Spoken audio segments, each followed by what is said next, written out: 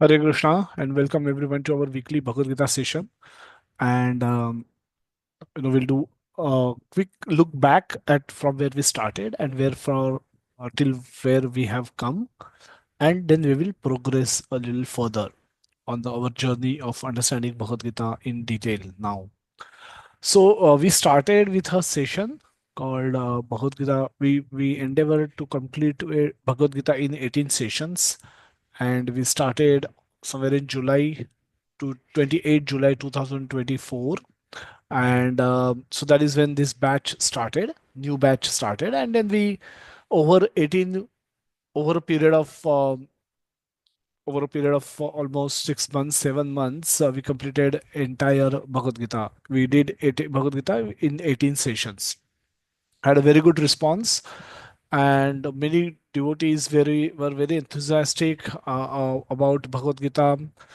So we have more than 300, 400 devotees in our WhatsApp group that we specially created for this particular Bhagavad Gita session, and a lot of those are enthusiastic about Bhagavad Gita, but many of them are trying to attend. Many of them are trying to attend a recording, watch recordings, and many of them are enthusiastic, wants to do, but still caught up in a lot of their activities, which is not allowing them time to pursue their desire of learning Bhagavad Gita.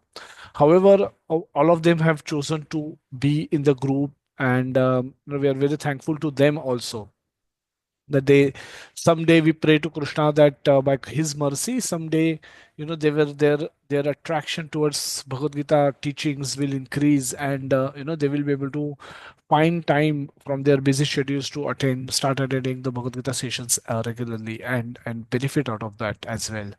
But as we said, more than 150 devotees actually started taking benefit of this, and they have completed 18 sessions. And accordingly, more of some of the accordingly now we decided that we should continue. We should continue this journey of understanding Bhagavad Gita in detail now. It's instead of learning it through learning a whole chapter in a day is too much. There's so much to learn. There's so much to explore in Bhagavad Gita. So to do justice to their enthusiasm, we decided that we'll do theme-wise Bhagavad Gita sessions as well. And we concluded a few sessions, and we'll take a look back at those sessions, and then we'll proceed further. We started by discussing the science of soul. That was the first session that we took immediately after completing the 18th session of Bhagavad Gita, 18th chapter. And so we went back from where it all started. We went back to the need for understanding Bhagavad Gita. We went back to the fundamental concept that Krishna spoke to Arjuna in chapter 2, which talks about our identity, and which gives Arjuna is in the 2.7th verse. We understand that when he says that karpanya dosho pahata svabhavaha pruchami tvam dharma samudha cheta. I'm asking you to tell me what is my duty, and which I'm not able to decide in the current present moment. So, Arjuna, we understand, lost orientation in his life. And when we went through this entire session, a detailed one on understanding why proper orientation is required. So, if you walk into a new company, you just don't know whether to turn left or to turn right. When you are hired newly, the whole company is in the whole building, and you just enter the reception area, and then you just don't know from where to get started. So you need little assistance in getting started. That orientation will tell you typically who you are in the bigger scheme of things. In the bigger scheme of things, the company, as you walk into the company building office, you see the company means there's thousands of people around me, and where do I fit into this entire big organization? What is my role? What am I supposed to do? What's my identity in this entire bigger scheme of things? What is my identity? I may find myself to be very tiny, very, very small. So what is my real identity? And how do I fit into the bigger scheme of things? This whole company is bewildering. It's such a huge company. It's a so famous company. There's thousands and thousands of people work here, and I'm such a tiny mortal. I'm such a tiny soul. What am I supposed to do here? Who am I in this bigger scheme of things? And what am I supposed to do so that I can contribute positively in the success of the company, so that I can perform activities properly for the benefit of the company, for my benefit as well as for the benefit of the company. So that's why we see that new employees are often given orientation program. They get taken through the orientation program. Who they told who what about the background about the company. They told about the role which they have, about the job that they are supposed to do, and so on and so forth. So this orientation, if lost, can create chaos in our life. But if we get a right orientation, we can successfully live our life. Wrong orientation can lead to wrong purpose, can lead to wrong activities, and the outcome will be whole wrong, completely wrong. What is an example? Example is Arjuna is introduced to the concept that your real identity is your spirit soul. But if that identity is not there, then Arjuna was at the bodily platform, at the level of body. Arjuna was thinking himself as a body, and he's seeing multiple people who are present in front of him are also their bodies. He failed to see their spiritual spark. He failed to see spiritual identities. And at a bodily level, he was becoming worried that if I kill this person, he will be gone forever. Now, at the bodily level, when we are bodily conscious, when we are conscious only at the bodily level, um, we bodily pleasure becomes our only goal. Maintaining and giving pleasure to the body becomes only goal of life. Now, this is degraded thinking, because it's a wrong purpose, wrong identity, wrong purpose, and wrong activities it leads to. So when we identify ourselves only as body, we fail to see spiritual spark in us. We fail to recognize that we are truly spirit soul, and we should act in that consciousness. Then wrong identification lead to wrong purpose, leads to wrong activities. And if those who think of themselves as bodies, I'm Maharashtrian body, I'm a Gujarati body, I'm a South Indian body, I'm a North Indian body, I'm Indian body, I'm American body, I'm a educated body, I'm in uneducated body, I'm male body, I'm a female body, so on and so forth. So as long as we have bodily identification, as long as we have bodily identification, we will have bodily purpose. Bodily purpose is maintenance and subsistence. The the basically the enjoying and controlling mentality. So body, then all activities, all my actions are focused only on fulfilling these two purposes: how I control things, how I enjoy things. And all the actions accordingly I perform actually creates a fruit in the material world, as per the rules set by Krishna.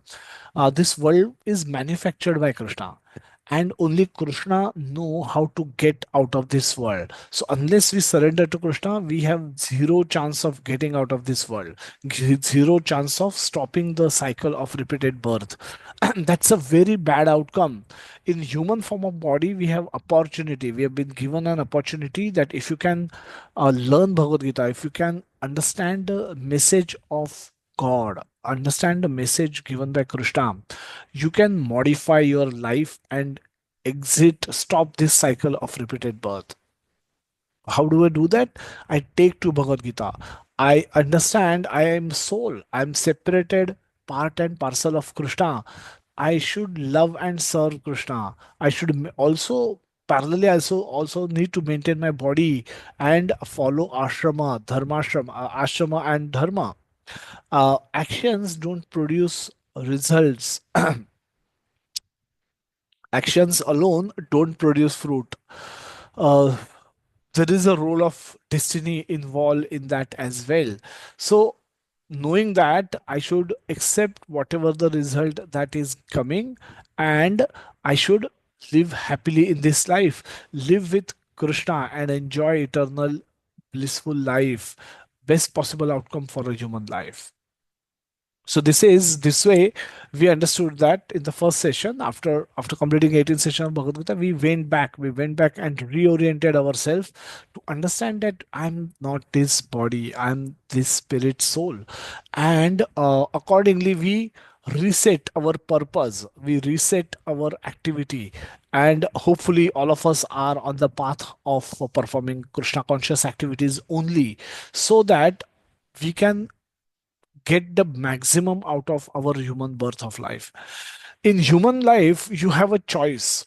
You have a choice to make knowledgeable decisions. Those are very, very limited and not really no, available in the other species of life. As an animal, you have no choice but to eat. You cannot think that I have Ekadashi today. I should not be eating. So there are no choices. Practically, animals perform actions at the level of their impulse, at the level of their reflect, at the level of their um, urges. As their urges direct, they act.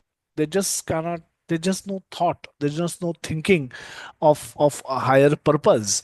So, but Jivatma do have free will. Jivatma have the free will, and accordingly, Krishna has given the instructions in form of Bhagavad Gita, that learn these instructions, utilize your free will properly, and perform reorient your life towards living in Krishna conscious way, and thereby stop stop producing new fruits, stop producing new karmic reactions, and accordingly perform sadhana bhakti, burn the previous reactions, and end of your life remember Krishna, go back to Krishna. As simple as that. Then we it this is possible. We this is possible only if we learn from scriptures. And in order to learn anything, we discuss how humility and surrender mood play a big role. If we are not humble, we will not learn anything. Had we not been humble, we would not have even learned ABCD, Abakada in our schools. So by arrogant attitude, by rejecting, by uh, by by by not having humility and surrendered mood, we will be in a challenging and debatable mood. And by that mood, we can't learn much.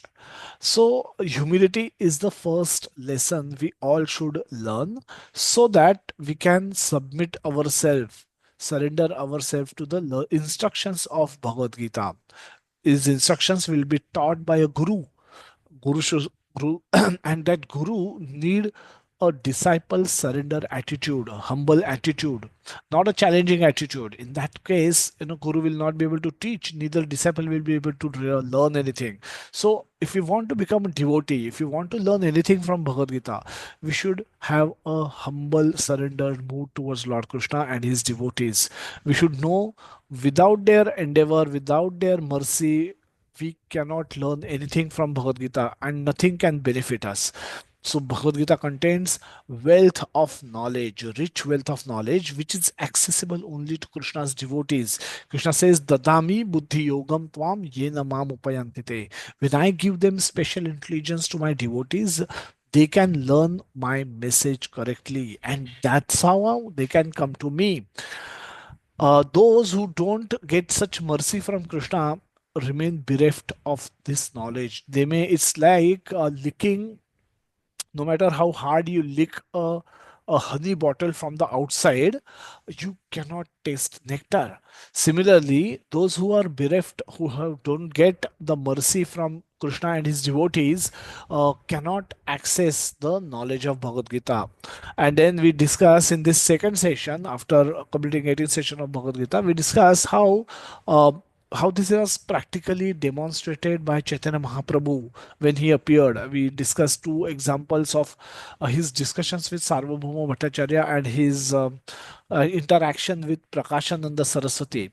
Ultimately, he started in a very, very humble, surrendered mood, but he ended by converting both these great Mahatmas into pure Vaishnavas.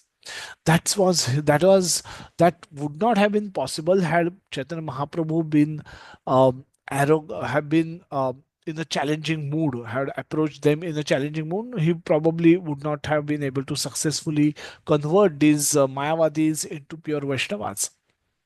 So Mahaprabhu is teaching us that before people want to know how much you know, you should.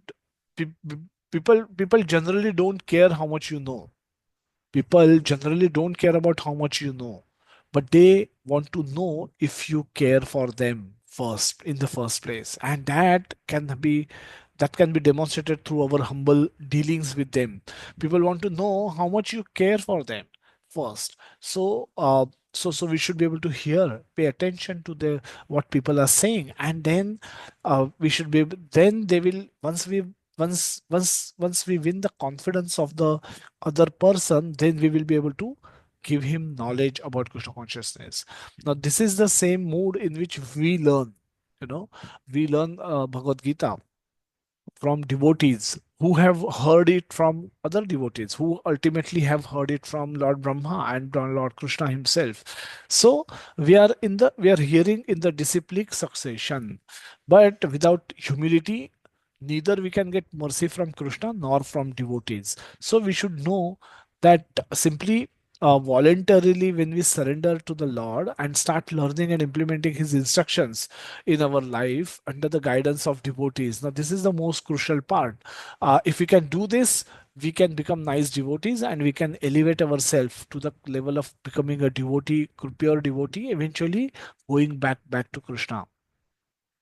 If we don't do that, if we fail to do that, we will remain here in this material world perpetually, practically changing body, sometimes in dog body, sometimes in cat body, sometimes in hog body, sometimes in human body, sometimes in devata body, demigod's body, and again sometimes falling back to the cats and dogs bodies.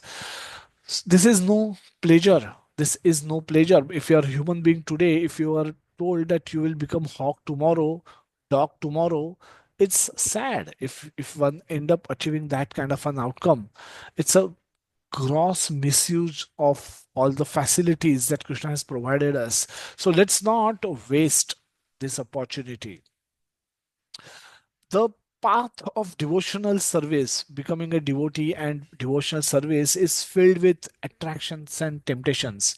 As I said, we used to have more than we started by having more than 100 devotees in the class, and now we have about 40 devotees. What happened to other devotees? Did they become pure devotees, therefore they don't need to hear instructions of Bhagavad Gita? That's not the case, but they are overtaken by different attractions and temptations. Sometimes they may feel watching today's 26th January, maybe watching 26th January parade is a way to show commitment to their to show their nation, national love for their nation.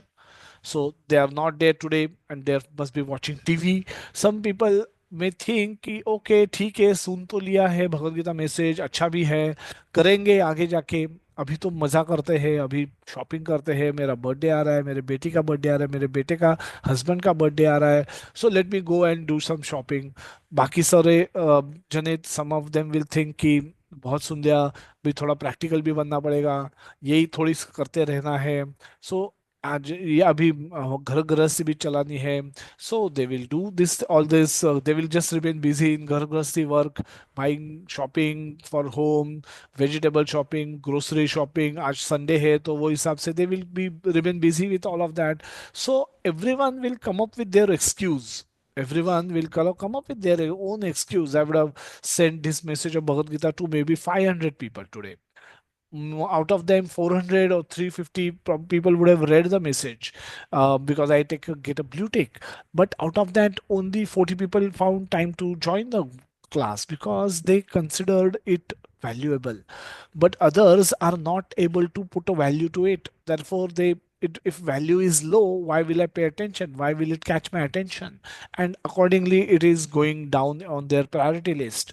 Priority less priority thing तो कर लेंगे, फिर कभी कर लेंगे, नहीं किया तो भी क्या फर्क पड़ता है. we it can come to that conclusion. And that's how people slip away from the path. We decided by setting right purpose, by understanding our real identity. Started from that point, and then we decided devotional service is the we must perform devotional service in order to remind ourselves daily that we are not this body, we are spirit, soul. We have to be in association of devotee. We must perform devotional service. We must read scriptures daily. We must hear from Bhagavad Gita as many times as possible. So that this I can remember this forever. And this learning can happen with humility, and that humility and everything can happen go on as long as we are able to protect ourselves from temptations and attractions of this world. We saw through example of these two boys. The first one, Vinod Kambli, was said. A lot of people consider him to be more talented than even Sachin Tendulkar, but he couldn't sustain. He couldn't sustain. He fell prey to different temptations as he was becoming famous. He was being recognized by people. Both come from a very humble middle class background. Vinod Kambli to even come from poor background, not even middle class, maybe lower than middle class. But as they were becoming successful, they were getting a lot of money, they were getting a lot of attention from people. The female attention was there, the money was there, and suddenly the facilities popped up in their life which no, both of them had never seen. One remained focused on his objective and one got distracted. And one, though he was so equally talented, could achieve very very little of what he otherwise could have achieved had he could have been maintained his focus. So these are examples of us. Look at us, them, and look at us. Some of those, out of those 400 people, out of those 150 people who used to attend our classes regularly during the 18 sessions Bhagavad Gita, some of them could be following the footstep of this boy and stripping away from the path of devotional service, not hearing properly, not regularly attending classes, not attending japa sessions, not coming for yatra, not thinking or thinking of giving a pause to the devotional service कि अभी pause लेते हैं बाद में कभी करेंगे. Whatever they could be their reason, but they are not able to, they are not seen, they are not visible to Krishna devotees as well as to Krishna. So that can lead to a disaster. They can go back to the old ways despite of having knowledge, and that can again help them. That can that can lead to them missing out on becoming achieving Krishna in this lifetime. So that will be extremely sad situation if that were to happen. Lastly, last session we did before last Sunday, duty versus destiny. When I'm supposed to act, how do I understand myself? How do I understand my actions? Am I in control? I know everyone knows that they are not in control. Then, but we expect control. We expect outcome. We believe that there should be a direct one-to-one correlationship in my actions and my reactions, the fruits of action that I get. And in that last detailed session, we discuss through various examples how that is false.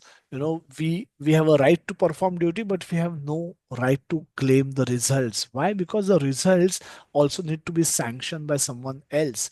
That someone else Krishna identify later in the Bhagavad Gita as himself, he himself. So unless he sanctions upadrashta anumanta cha, I have to anumanta, I have to permit. I am the permitter. If once I sanction, then only things happen in your life, in our life. And unless Krishna's sanction is there, nothing can happen. No matter, so there is no one-to-one relationship in action and reaction, fruits of action and action, and that we experience daily. practically. And but sometimes we become inquisitive कि ऐसा क्यों हो रहा है, and sometimes we just don't understand कि ऐसा क्यों हो रहा है, and then we at times blame our own self, and we think we are a failure instead of thinking that I have received a failure as a reaction to my some of the bad actions. So uh, can lead to a disastrous situation where a student may consider himself to be a failure and may commit suicide, but he probably was not the entire the, but he was not solely responsible for his success, neither he was responsible solely for his failure also, which meant then that he failed to recognize the role of destiny in his life can lead us to a disaster. So we should be very careful and learn about the concepts that are taught in Bhagavad Gita for our own benefit. Then come back to the today's topic. Uh, Regulation gives us freedom. Think about it. Regulation, do you really believe in it? Or does regulation give freedom? If it is so, uh, type yes in the box or type no in the box.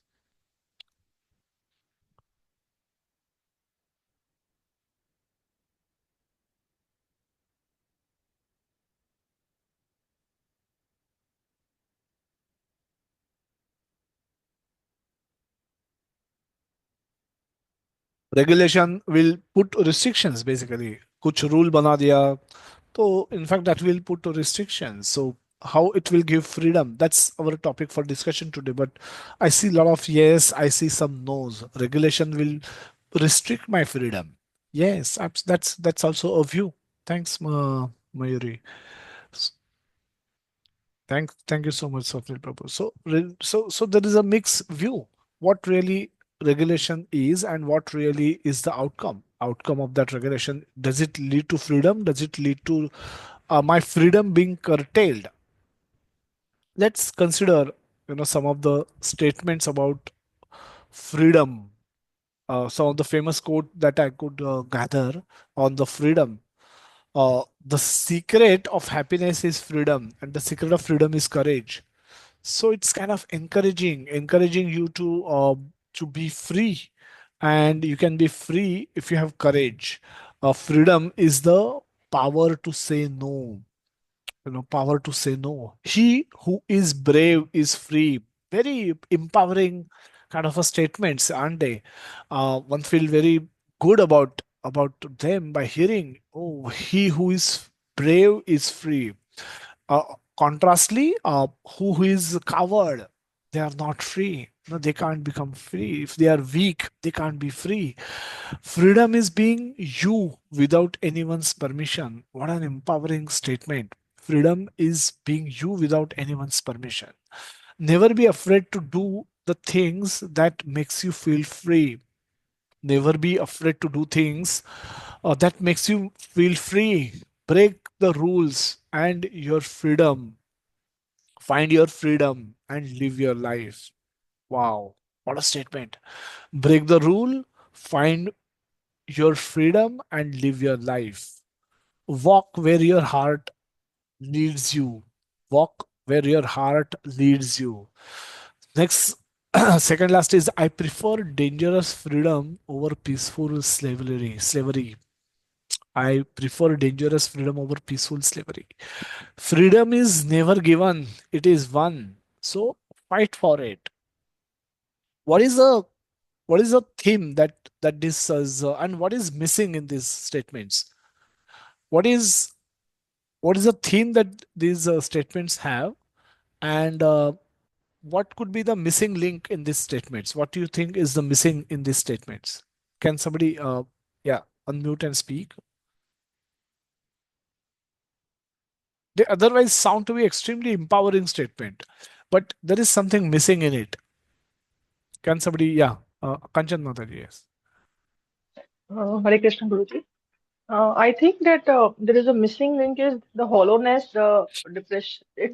Sounds like somebody is, depressed, somebody is feeling low, and because of that, they need some encouragement and they are creating these sentences. But, anyways, if we follow a rule, we are set to.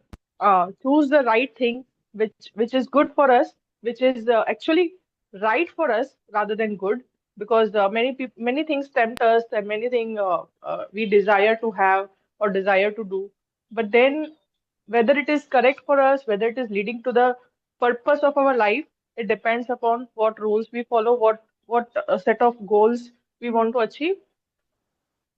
Okay, yeah, thank you so much. You brought a point of right and wrong in these statements, which is missing. Yes, Anamika ji. Thank you so much, Mataji, for this nice comment. Hare Yes, Krishna Anamika Prabhuji, ji. Dandavat Pranam. Hare So, Krishna. Prabhuji, what I think is very in short, I'll say it is all on the in the bodily concept, not in the spiritual thing, in the soul, like to free our soul. It is all about freeing our soul, our body, not the soul. Like it's totally on Yeah, the bodily platform. it What I has. said. Yeah, it has no reference to the soul. But even at a bodily level, think of statement like, break all rules and find your freedom. You live your life. What if, students in hostel, IIT start doing it? They will have a rule कि 10 o'clock onwards nobody should step out of IIT. They will all break all the rules, and then they will say कि live your life. Imagine this is apply where your walk where your heart leads you. I Somebody's heart may lead to a brothel. Somebody's heart may lead to a bar or a pub, a dance bar. Somebody's heart may lead himself to a casino. I just returned from Singapore. It's filled with casinos and bars. So, heart, my heart leads me there. Should I go? What is one who is brave is free? It sounds very nice, um, but it's a dangerous statement, isn't it? So, how do we make sense out of this? Freedom is the power to say no. You may, when your child is sick, you are asking that child to take medicine, and child says, gives you this statement: freedom is the power to say no. I say no to taking medicines. I don't like your medicines. Exams starting from 1st February. Child wants to play whole day, watch movies whole day, watch TV whole day, and you say I'll switch off TV. They said no. Freedom is the power to say no. You are asking me to study. I am saying no to studies. I want my freedom. Where will that lead to? I prefer dangerous freedom over peaceful slavery. Uh, what is slavery? What is freedom? Everything is so subjective. So we, yeah. Unless anybody wants to speak anything, anybody wants to can somebody relate with all this? Can make sense out of it? Wants to contribute anything, or should we move forward? Feel free to unmute and speak. Yeah, Angraj Pauji. Hare Krishna Prabhuji, Dandavat Pranam. Prabhuji, these statements are basically based on the materialistic platform. On the on the soul level, there is no these statements are not relatable. And another thing which is missing in this statement, the direction. The particular mode the person is, these statements are derived in the particular consciousness. This is not applicable for the all modes of nature. The person is in Tambogani, then he expecting some murder scene. So in that situation, he can expect have that meaning that freedom is not getting afraid of anything. So in that mode, he can take any decision. There is the lack of the decision, lack of direction in these statements. And Prabhuji, another thing is that the by the modes of nature, we all are very controlled, very much controlled. We have the limited freedom. In that limited freedom, we are seeking the full freedom. Is not the way, because our constitutional position is part and parcel of Lord. We are the servant of Lord Krishna. Some person which are materialistic, even they are not, though they do not consider we are the servant of Lord, but they consider that we are controlled by the nature, because nature controls everyone, which is ultimately controlled by the Lord Krishna. So in this way, we also say that we are not free, or we cannot do whatever we want to do.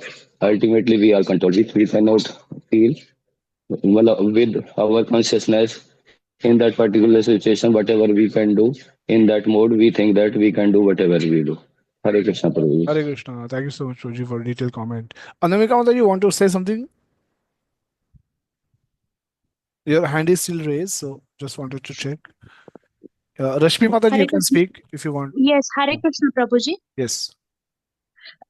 Yes, Prabhuji, I totally agree with what Prabhuji said just now. Actually, we have very limited independence in this material world.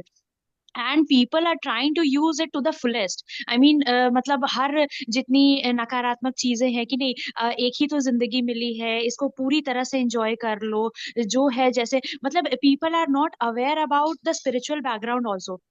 And if as I have discussed with you many a times, if I try to tell people कि नहीं भाई ऐसा नहीं होता है, हमें थोड़ा सा spirituality के भी तरफ में हम लोगों को divert होना चाहिए, we have to focus on that also.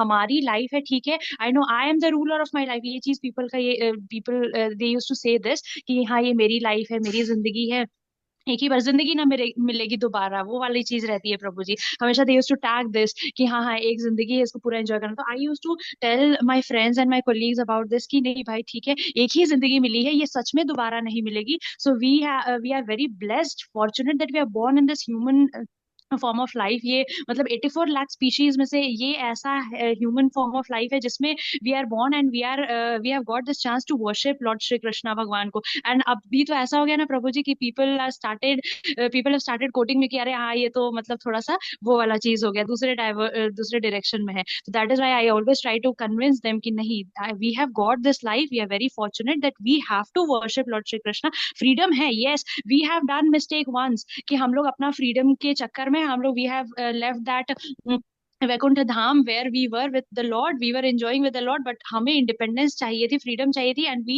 Left that and we came here कि हमें सुपीरियर बनना है, अपने घर का स्वामी बनना है, एंड वी केम हियर। और उसके बाद फिर अब हम लोग यहाँ पे भौतिक जगत में आकर के परेशान हो रहे हैं हम लोग। तो अब यहाँ से अब हमें वापस जाना है, तो इसलिए हमें क्या करना है, काफी सारा कुछ मतलब अब इंडिपेंडेंस को छोड़ करके भगवान के इसमें ये करना। तो I use to many times I try to convince people, so I feel कि यही चीज है कि many times we have to say no to things, और हमें मतलब फ्रीडम को बहुत नेगेटिव सेंस में नहीं लेना है, ये चीज है।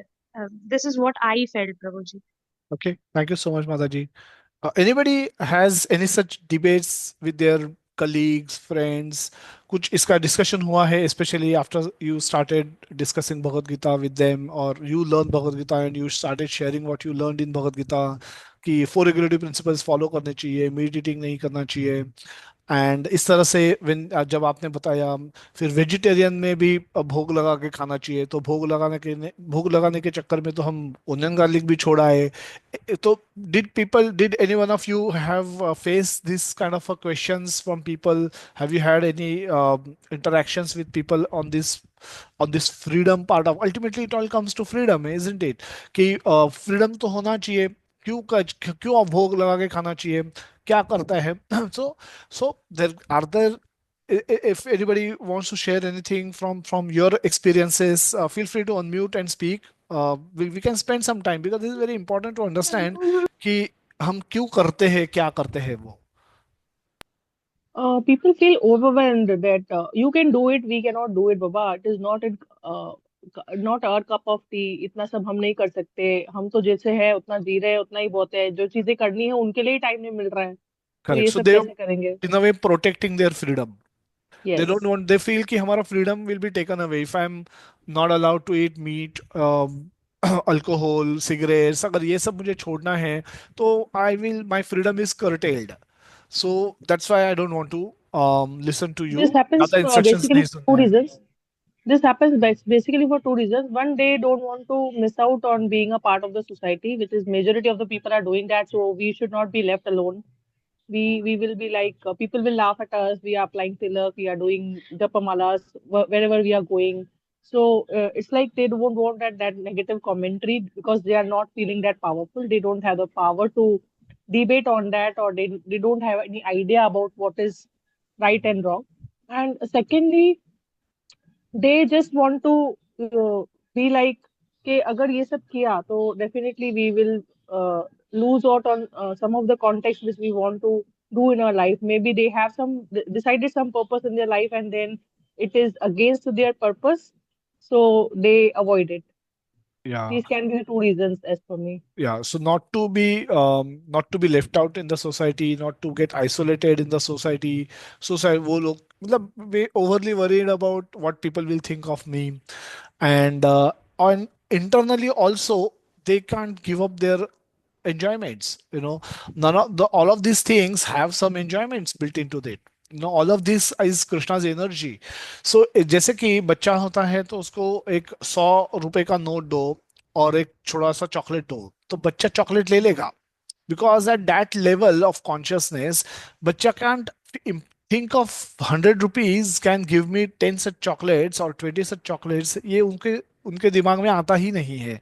So for him what is supreme is that chocolate. अगर मैं चॉकलेट मिलेगा तो मैं अभी खा लूंगा, अभी मुझे आनंद आएगा. ये money, so he doesn't even know what money is. So at that level, childish level of consciousness, a child will always go for chocolate, will not bother about 100 rupees. जैसे कि गिफ्ट मिलते थे तो lot of children when they are 1 year old, first birthday, second birthday, people get a lot of gifts, but the focus of a child typically is to play with the colorful gift paper, wrapper paper. He's least interested in what is inside, because he that paper makes some sound, makes some, it's very attractive, very colorful, very soft, very crispy, sometimes makes noise when you touch it. So child gets a lot of happiness simply by playing with the playing with the color, playing with the the wrapping paper. He forgets, he sometimes becomes least interested in what is inside that box. So that is the condition of the people. It's not that uh, that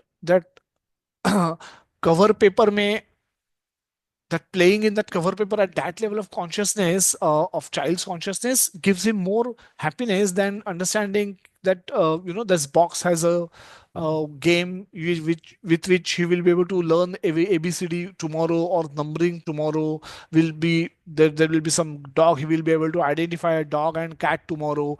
He's least interested. He's more interested in this wrapper of that gift box. Similarly, people at their level of consciousness, they are unable to give up this small consciousness, mere small piece of happiness, because they have no, they either they're not aware of that bigger happiness awaits us, or they're just too attached to, they just refuse to learn or get that knowledge that there can be bigger happiness in availability, and therefore they are not able to give up um, this small happiness. Now the all the scriptural rules and regulations actually ask us to give up this small happiness for the bigger happiness. It is not to restrict us, it is to take us from the small chocolate where you will have just one chocolates to, when you will get 100 rupees you will have abundant chocolates. So from small happiness to bigger happiness, from inferior happiness to superior happiness. Now this is where Krishna wants to take us to, and that is not possible if you keep choosing smaller inferior happiness all the time, and refusing to accept the higher happiness. Now in the summary, ये इसका reason है. So today we'll look at some of the verses from Bhagavad Gita second chapter, and we'll come back to the group discussion to understand. You can think of any other incidents in your life which we would like to share with everyone, and feel free. This is a small group. All of us know each other. We've been together since I think July. So there's nothing to be worried, but obviously you can eliminate personal information, but still if you want to share an incident, we'll be very happy to hear, because these are our battles, these are our daily battles when we practice Krishna consciousness in with the society, with our families. Why this, why not this, why not this, what is the problem with this, where you get all this information from, why you are trying to be different than us, why you consider us to be inferior than you? You consider yourself as superior than us. What is happening with you? You are used to have this, used to enjoy this earlier. What's your problem now? That I personally had gone through all those conversations, and I've dealt with it. So all of you, as you start practicing Krishna consciousness with little bit of seriousness, the moment that seriousness you try to become serious, all these problems will pounce on you. जैसे tiger pounces on on helpless deer, वैसे पूरे हम चारों तरफ से घिर जाते हैं, और at times people can't answer all this questions if they have not learned properly Bhagavad Gita, or they are not fixed with devotee association, they can't answer. And then at times they give up. बोलते हैं कि ये ठीक लगा मुझे, but मेरे पापा ये कर रहे हैं, मेरे अंकल ये कर रहे हैं, मेरे ये दोस्त ये कर रहा है, तो वो भी तो सही होगा, तो ये बाद में देखते हैं, और then they go back to the old ways of doing things, and that's how they slip away from the path of devotional service. But we have to remember, this smaller happiness we have to give up in order to get the higher happiness. Now that is what Krishna is going to tell Arjuna in this section of Bhagavad Gita. The 53rd verse, where Krishna is describing Arjuna a state of mind of a person who has been able to control one's mind.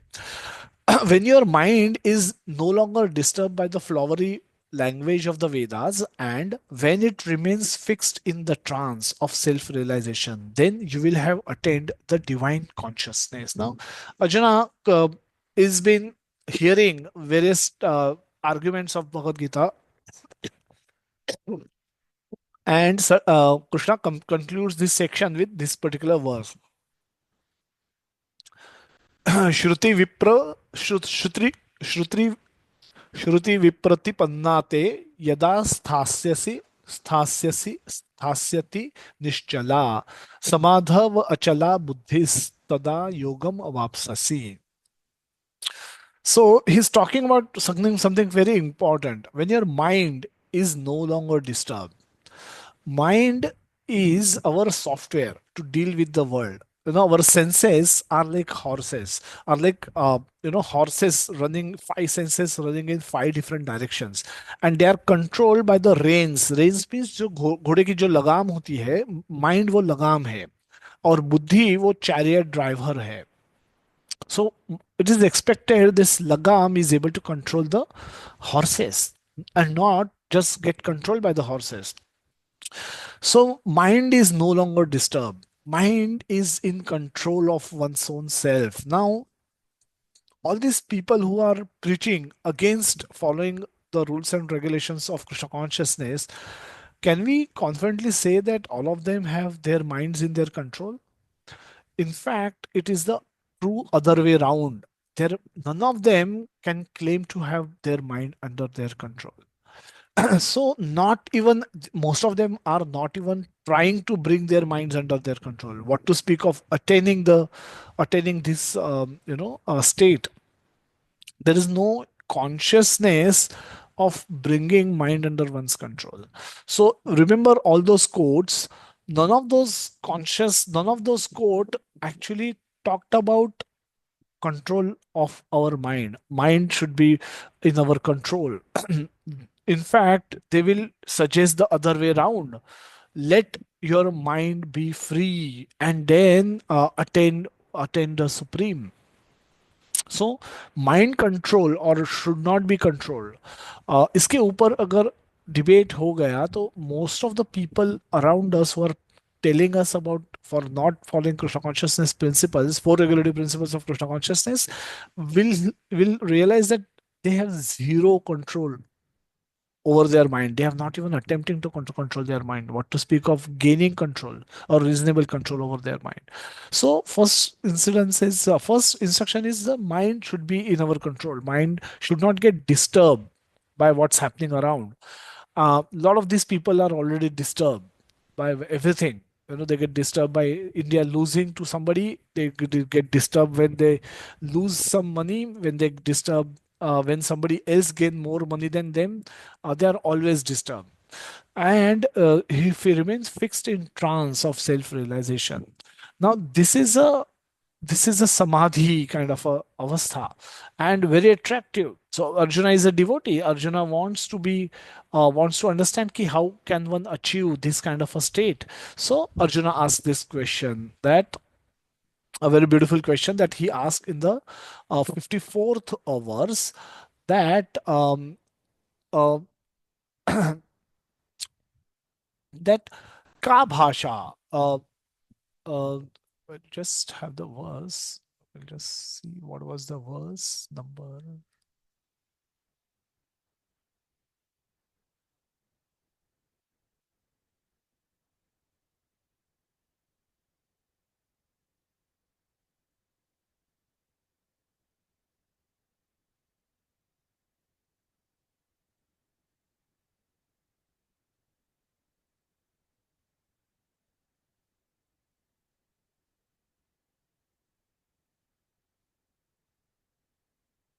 So yeah, let's move forward. So basically, he asked a question that स्थित प्रज्ञस्य का भाषा, स्थित प्रज्ञ, ये स्थित प्रज्ञ अवस्था में आने के लिए, स्थित प्रज्ञ बनने के लिए स्थित प्रज्ञस्य का भाषा, किस तरह से वो, what are the general symptoms of this स्थित प्रज्ञ, ये कैसे मैं बनूंगा?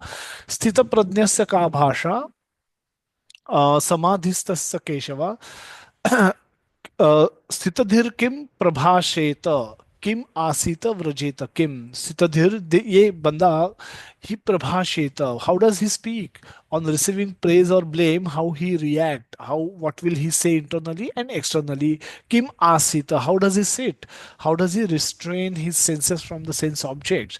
And vrajeta kim, and how he will act, how he will function in this material world.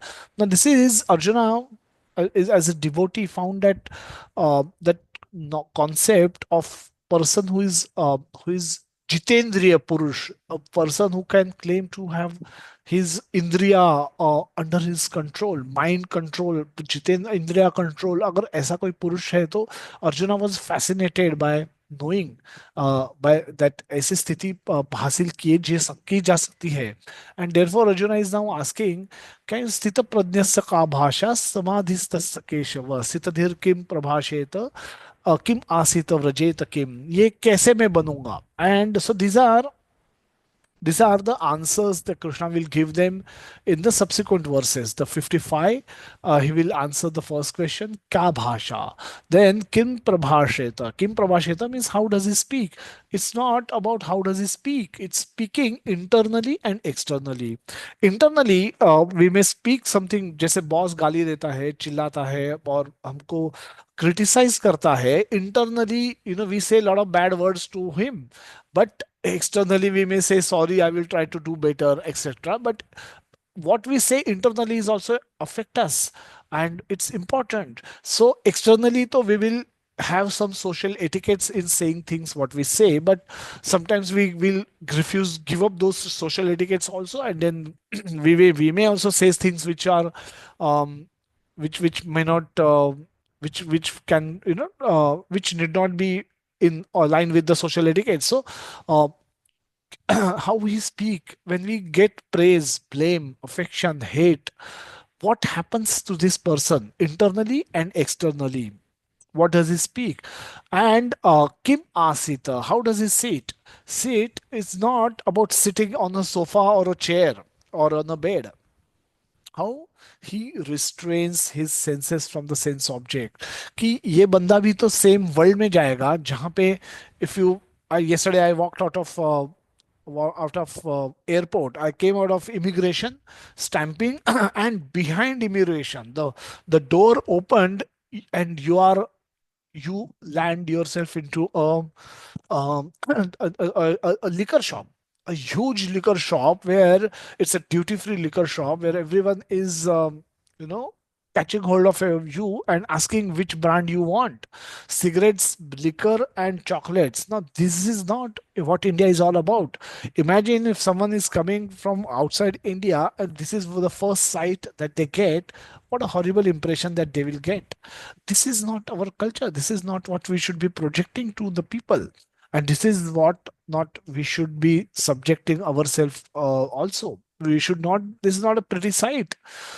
Now, there are senses and sense objects all over the wherever we are, there are so many tempting sense object all around us.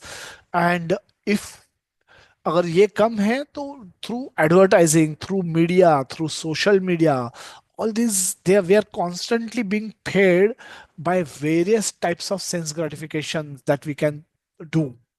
सस्ता, महंगा, according to your choice, according to your capacity. There, the whole market is filled with objects of sense gratification, and we are being tempted always.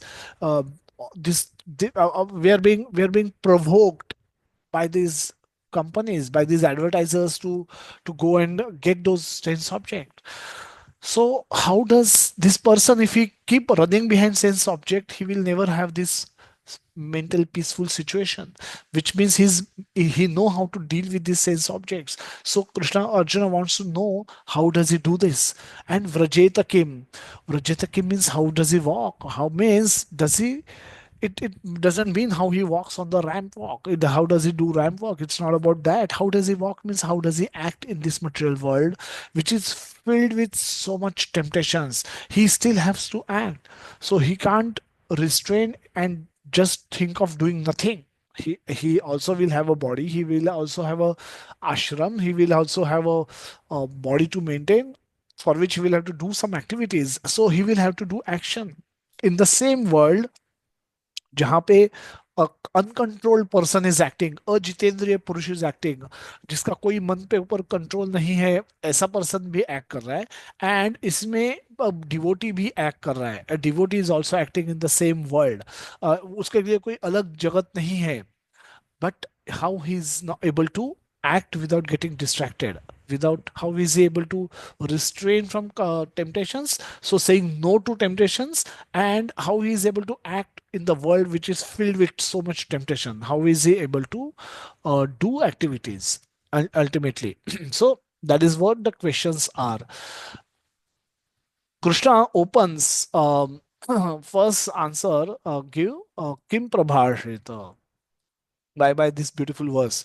प्रजाहाति यदा कामन सर्वा पार्थ मनोगतान आत्मन्ये आत्मना तुष्टः स्थित प्रज्ञ तदुच्यते. The Supreme Personality of Godhead said, O Partha, when a man give up all varieties of desire for sense gratification, which arise from mental concoction.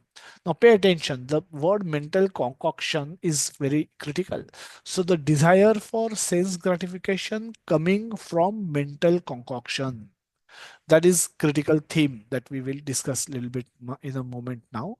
And when his mind thus purified finds satisfaction in the self alone, then he is said to be in the pure transcendental consciousness. So let's discuss about the desire for sense gratification arising from mental concoction. What do you mean by that mental concoction word is?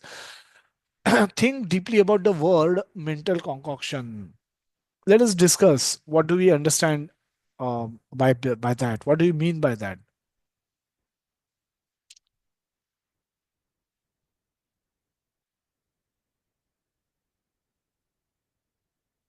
So this is our activity. Mental concoction, desires arising out of mental concoction. Now, what do you mean by mental concoction? What's your understanding? Maybe the focus on something, some desires or temptations. Mm, desire, focus on desires. No, it's a desire coming out of mental concoction. That's what the verse is saying. So it is not desire to eat will be there, correct? Desire to eat will be there for every one of us. 1 o'clock, everyone will feel hungry. Is that coming from mental concoction? It's coming from bodily need, desire. Vaishnavi, yes, go ahead. Hare Krishna, Prabhuji, done with now. Prabhuji, I feel that when the sense object is before us, so we think that this object can give me pleasure. So I think that can be a mental concoction. That even before trying, we think and this thing can give us pleasure. Okay. Yeah, take that point a little bit further if you can, or if somebody else can. So this is yeah, I can read some comments. Confusion, Bhavna Mataji. It's not confusion. So think about what Vaishnavi Mataji just said and try to expand on that. Kanchan Mataji, yes. Our perceptions which we have formed from our earlier learnings or the life which we have led till now. So seeing that, as Mataji said, that we will be, you know, desiring or we will be thinking that it will be like this or it will be like that. So perception plays an important role, and the perception is created by our previous experiences, previous observations, and previous associations. Observations, experience, observation, and association. Very nice. I'll just read some comments. Bhavna Mataji saying Hare confusion. Yes, Praj. Hare Krishna. Hare Krishna Prabhu ji Ah, Hare yes, Krishna Prabhu. प्रभु जी धन्यवाद प्रणाम प्रभु जी mental concoction means मतलब हिंदी में कहेंगे तो मन गढ़ंत मतलब जैसे हम अपने खुद के विचारों के आधार पे उसे गढ़ देते हैं लाइक जो कोई कुछ भी शास्त्र या तर्क संगत नहीं है वो मेंटल कॉन्कॉक्शन हुआ Okay. मतलब Shastra मन Sangat गढ़ nahi hai. Man ghadat, correct. So and so this is even before we trying to enjoy. ये होता है what Vishwanath ji said is a very important point कि before even you've tried कि ये so this is yeah Angaraj what you saying mental concoction maybe desire coming out of our accumulated consciousness. Okay, that's the stories that go on inside um, our mind being influenced by the external environment. That's a nice comment, Annamay ji. Thank you. Preoccupied with material things and a false perception. That's correct. So let us let's understand this mental concoction. Desire arising out of mental concoction. So if you go for a movie, if we go for a movie and we see the hero is smoking cigarette and drinking alcohol directly from the bottle, and that particular in that particular scene, that heroine, the female lead, feels very attracted towards that hero. He finds it very masculine activity, and then she runs behind this hero, and then they they go and sing some song and dance on the tune. So what is happening here is it's a no, we have not had any such experience, but there is a mental concoction can happen inside me. It's a before even I see the object like cigarette or alcohol. Now the cigarette per se is not very attractive. I can see a pastry, but and get a desire to eat pastry. I can see pizza and feel have a desire for eating pizza, but cigarette per se gives me no such desire. But when I remember that how this particular character in that particular movie, when he smoked and then how everyone around him were so impressed by his smoking, and how the way his capacity to throw the धुआं फूकने के लिए whatever he was baking, the in the style in which he was smoking, and so much if so many females get attracted towards him by just he doing seeing him do that, and the way he walked, the way he dressed, the way the trouser that he wore, which brand trouser he wore, which hat he wore, which jacket he wore, and there is a mental concoction that happens inside me. It is fantasizing, in simple words, daydreaming inside me even before I've gone to the, before going to the market only in my mind, I have created an image of myself doing that. And by that, I will probably get so much attention from the females. I will become famous. I'll enjoy so much. I will be happy so much. And so this is mental concoction.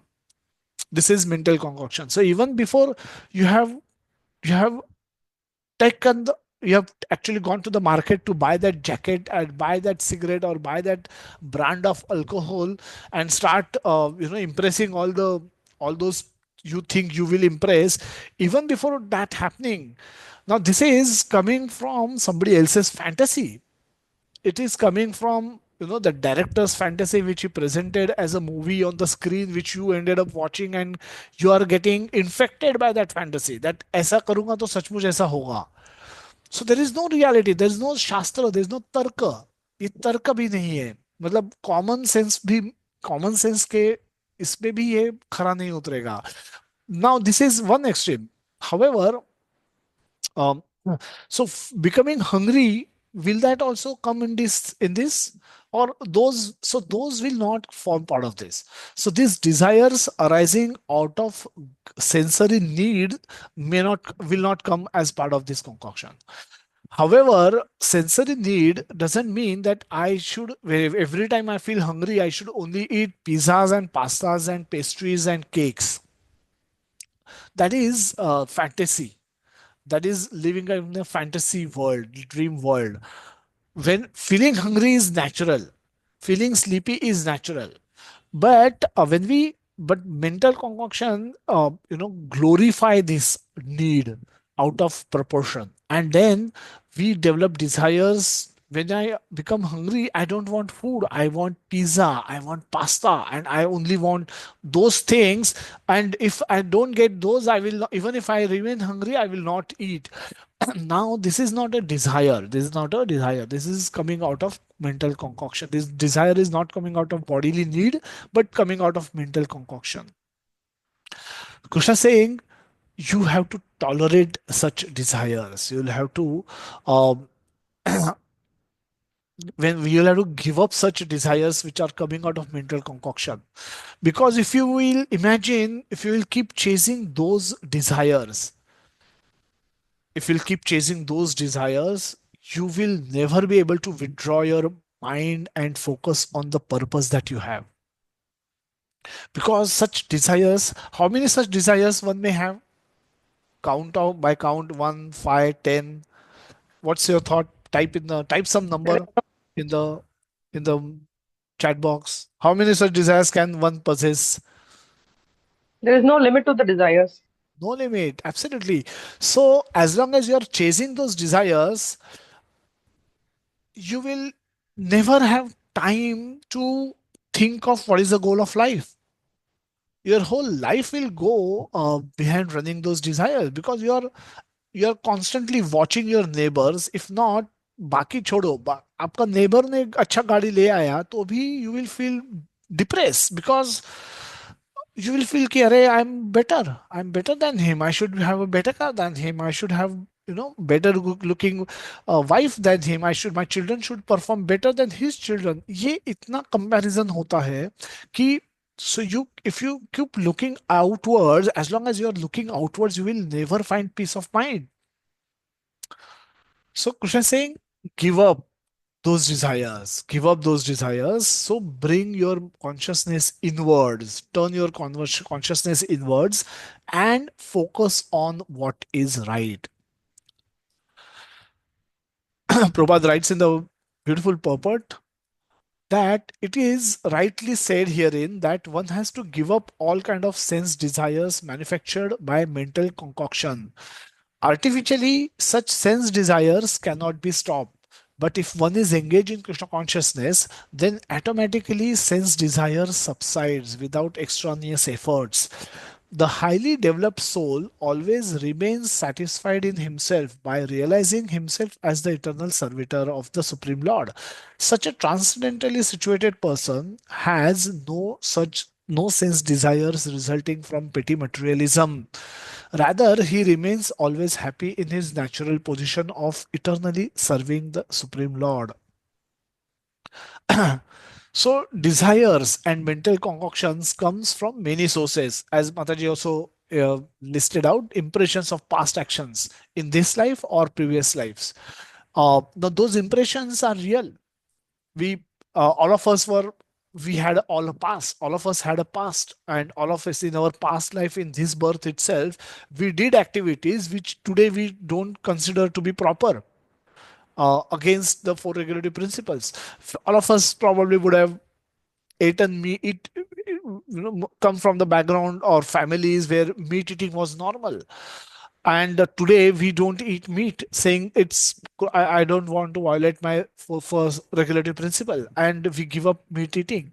So uh, so there are impressions because of our indulgences in past. There are impressions, and we would have had remembrance of those impressions, where we in the past, when we had no idea of regulatory principles of Bhagavad Gita, we would have enjoyed those parties also. And those remembrance, those impressions can become refreshed when you see similar environment somewhere else.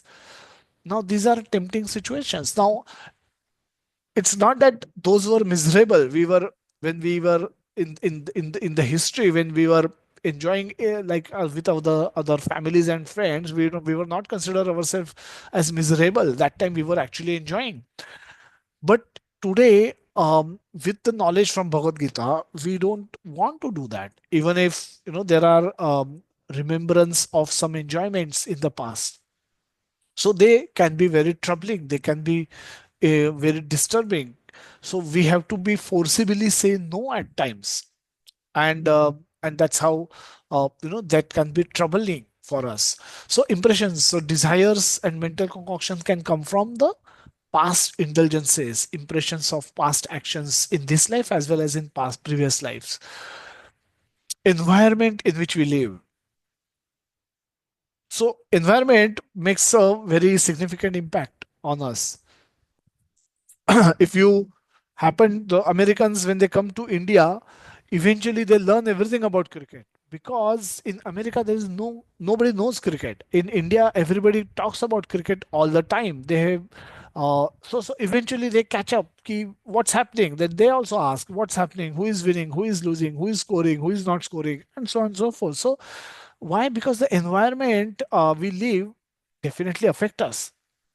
Where everyone is talking about cricket, how can you not talk about cricket? Now extend the same logic to drinking alcohol, smoking cigarettes, talking, watching pornography, watching movies, going out and playing sports. If you, everyone who you consider as important in your life does those things, natural that you can also get a desire to do those things eventually. So we have to be careful in which environment we expose ourselves to, because it will have its own effect on us, and it is not always easy to fight these battles. So at times we may be successful, but there could be times when we may surrender. We may surrender to the we may become weak, and surrender to the environment, and may end up doing things which we ideally should not have done. Possible. So, people whom we admire, people whom we appreciate, people whom we like, we the people whom we admire, if the and what is enjoyed and recommended by those people become naturally our choices. So at times, if we have if we have wrong idols in our life, we may end up doing wrong things just because of their influence. So we may develop a desire to do what they do. If you appreciate them, if you like them, then you will definitely develop desires to do what they do. So we should be very careful in choosing our ideals. Social influencers, our personality from films, politics, business, who are considered to be highly successful, and everyone try to copy them in all respects. So this is where we get our desires and mental concoctions from. Krishna speaks in the 56th verse that Dukheshva anudvigna manaha sukheshva vigata spruha vitaraga bhaya krodha sthita dhir mundiruchyate. Now he's explaining that one who is not disturbed in mind. Now disturbed in mind is very important. One may appear externally cool, but internally could be at war with his own mind. uh, can be very, very disturbed. externally we may demonstrate, we may act as if we are cool, but internally there could be a chaos inside our mind. And all of us experience such situations from time to time, when we sometimes react externally also, but many times we don't react externally.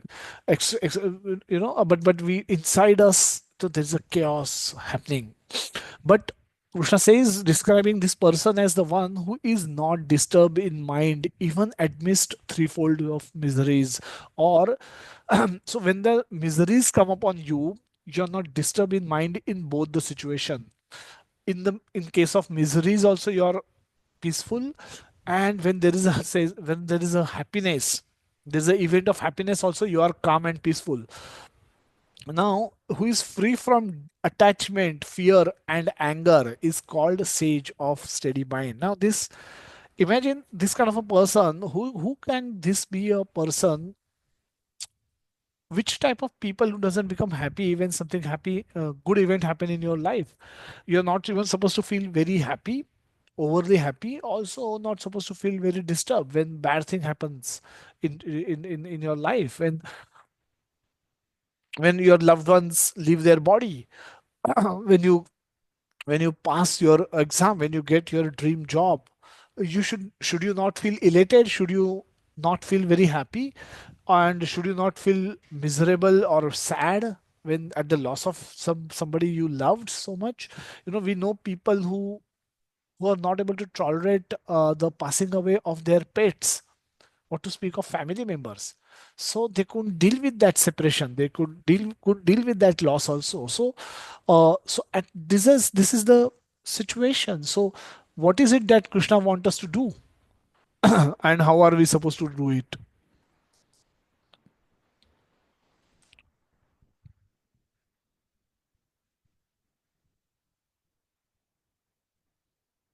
Yeah.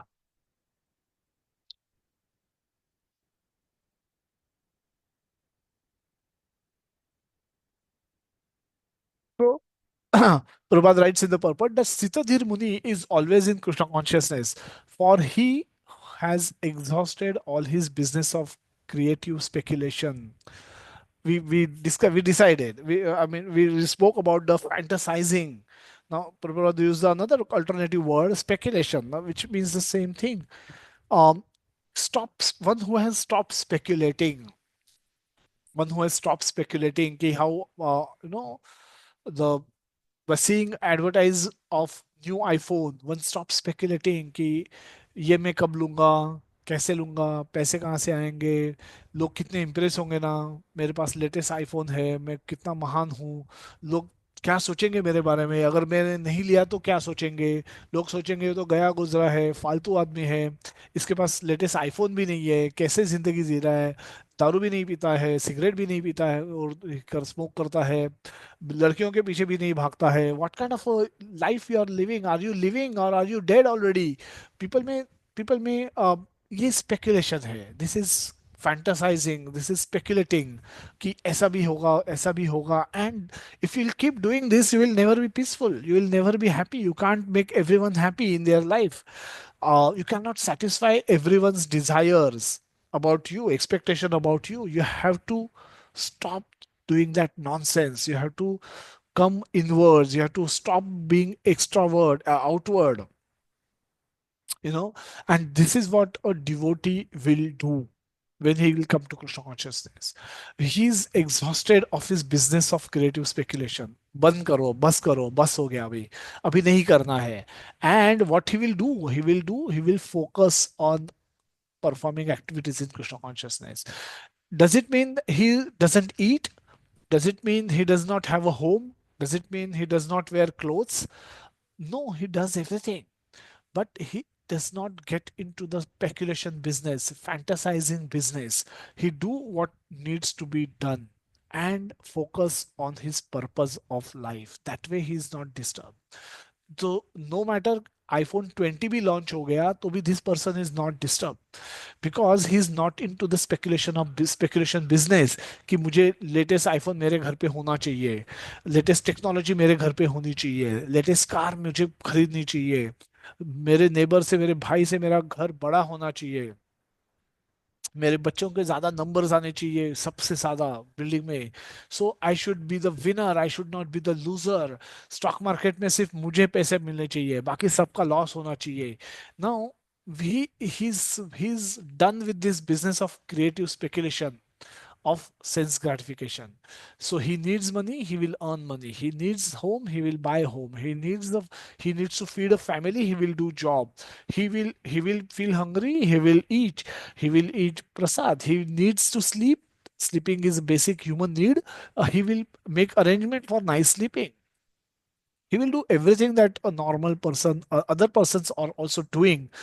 Those who with uncontrolled mind, they are also doing the same things, and the person who has controlled mind is also apparently doing the same thing, but he is not doing it he's not doing it to fulfill his desires coming out of mental concoction or speculation or fantasizing.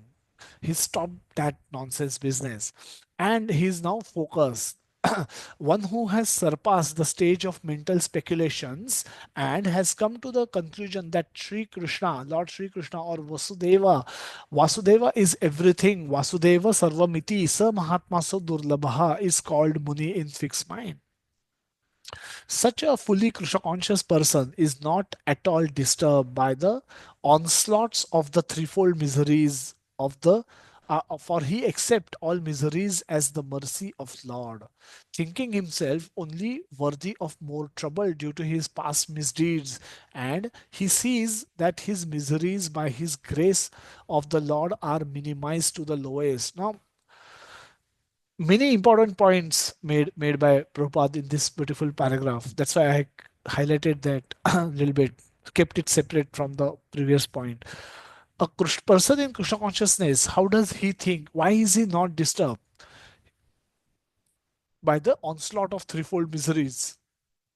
When the miserable situations come upon a devotee, how does he think? How does he accept? How does he deal with those miserable situations? Prabhupada has given that information in this particular purport. He accept all miseries as mercy of the Lord. He accept all miseries as mercy of the Lord, thinking himself only to be the worthy of more miseries due to the past misdeeds. मैंने इतनी गंद की है पहले ये life में as well as previous life में कि ये तो कुछ भी नहीं, मुझे तो और मिलना चाहिए था। बट मे बी कृष्णा ने थोड़ा सॉफ्ट करके दिया है, थोड़ा पंच तो मारा है बट वेलवेट ग्लोव में मारा है, आयरन फीस नहीं दी है। आयरन फीस तो पूरा मेरा हालत हो जाता। But maybe velvet glove velvet glove में कवर करके मारा है ताकि लगे तो सही बट इसका इम्पैक्ट कम से कम हो। भले रास्ता खराब है, बहुत गड्ढे हैं, बहुत ज्यादा स्पीड ब्रेकर्स है, पर भगवान ने मुझे कुशन दिया है, थोड़ा सा कुशन दिया है, तो so that I get disturb but I don't feel that pain.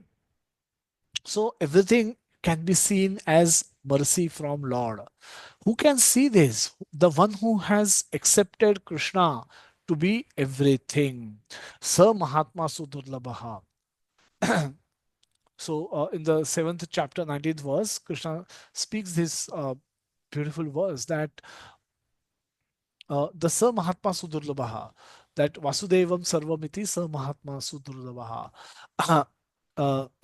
बहुना जन्मनाम अंते ज्ञानवान माम प्रपद्यते वासुदेवम सर्वमिति स महात्मा सुदुर्लभः। बहुनाम जन्मनाम अंते, ये this can happen in 1 second, that ये कंक्लूजन पे आना 1 सेकंड में भी पॉसिबल है और अनेक जन्मों के बाद पॉसिबल है। और जो भक्ति को जो जिनका those who are not in contact with devotees, for them it is impossible. क्यों? Because for them, they are not able to conclude that anybody can be supreme in the first place. If anybody can be supreme, the atheists have no view. They think they are God. They are like God. They are as good as God. There is no need for God. There is no presence of God. A, a, then a person who may accept somebody or some authority may not accept a personality, may think mother nature can be god, may think everything is happening automatically, that that that that power can be a smile, power can be happiness, power can be light, power can be anything else, but they refuse to accept that power can be a person. Then comes the personalist. So we started with different type of people, just think of different people with their ideologies, with their philosophies, what kind of ideology and philosophy with which they live their life. Some people will say खाने के लिए जीना चाहिए, you should live to eat. Some people, I know some people who used to say live to drive. I want to go here, go there, see this, see that. So my goal of my life is to drive and see various things, enjoy it, various things. Some people will obviously say to enjoy, live to enjoy. And a lot of people we know may have this philosophy. Some people may say that not everything is in my control. Very few people will come to this conclusion that things are not in my control. There is somebody else is in control of my life. If they come to that conclusion, from they can expand on this conclusion saying ki if I am not in control, someone else is in control of my life. Should I not find out who that someone else is and why he's doing what he's doing? Sometimes he give me good result even if I feel I didn't deserve it. Sometimes he give me bad result when I think I deserve good, but I get bad. Why? Is if someone else is doing this to me, is it not natural for me to think कि क्या basis पे ये कर रहा है? It is natural. So first find out who that someone is, and then find out on what basis they are doing what they are doing. So then that can lead us to a more deep dive on thinking maybe Mother Nature is doing it, maybe modes of material nature are so nature is supreme. One may come to conclusion that nature is supreme, or one may come to conclusion no, there is if within nature also the nature also seems to be functioning in perfect order, which means there could be somebody controlling this nature also, and that brings us to demigods. And then we may have multiple demigods. Kalu Mata is Kalu Mata Prasanna. You'll read behind auto rickshaws or some buses. There will be various demigods' name will be written on it. This Mata, that Baba, that Bua, and everyone is chasing different demigods or semi-gods. Uh, Semi is ACMI semi, also SAY me, say me God, call myself as a God, or semi God. They think themselves as at equal level of God, or demigods. Demigods are actually demigods who are in the service of God. So people may go to them, that thinking of them to be the ultimate controllers and ultimate supreme authorities and responsible for giving them the fruits of the results that they get. So that is how people will keep changing their ideologies every now and then. In every birth they may have a different ideology, uh, and eventually they may come in contact with devotees who will tell them that actually Krishna has created this world. Krishna is the manufacturer, maintainer, and he is the one who will finish this world also. And that Krishna existed when nothing existed. None of those demigods existed. None of those babas existed. None of those this mata, that mata existed. Um, and none of even before the mother nature existed. So Krishna existed. From Krishna, everything has appeared. Everything has been created. And that Krishna is related with us. Krishna want good for us. Krishna want us to not suffer in this world, but come back to his home, our home, where we all lived once peacefully. That's eternal home. That's eternal happiness. That is complete bliss. that is available there, which we are searching in this world. All that what we are searching in this world is actually available in that world. The eternity is available in that world, the bliss is available in that world, the knowledge, consciousness is available in that world. So we are searching for right things in wrong places, and therefore we are getting disappointed life after life. So we should come to the conclusion. By mercy of devotees, we may hear about Krishna, we may come to know that Bhagavad Gita exists. Bhagavad Gita exists, and Bhagavad Gita has some instructions for me to follow. And let me give up my bodily desires, my bodily mental concoctions. Let me stop fantasizing how will I enjoy in this world, and let me focus my attention to the instructions given by Krishna, so that I can purify my consciousness. I can bring my senses under my control. I can bring my mind under my control. And I can use my intelligence to control my mind and senses, so that I can perform actions in Krishna consciousness, eventually taking me back to Krishna. That's why a person in Krishna consciousness is not disturbed even when the miseries come upon him or the happiness come upon him. So this is where Prabhupada talks about happy situations. Similarly, when he is happy, he give credit to the Lord.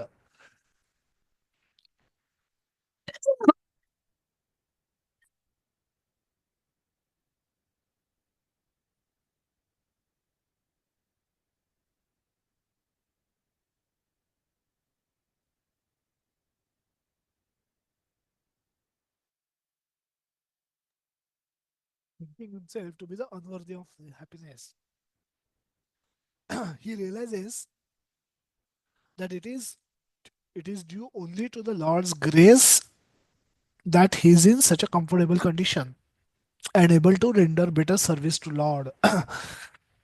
And for the service of the Lord, he is always daring and active and is not influenced by the attachment or aversions.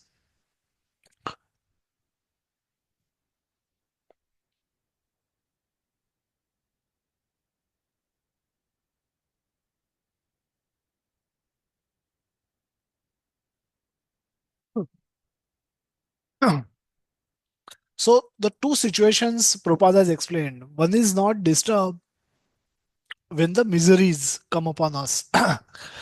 And what is it? What should we think?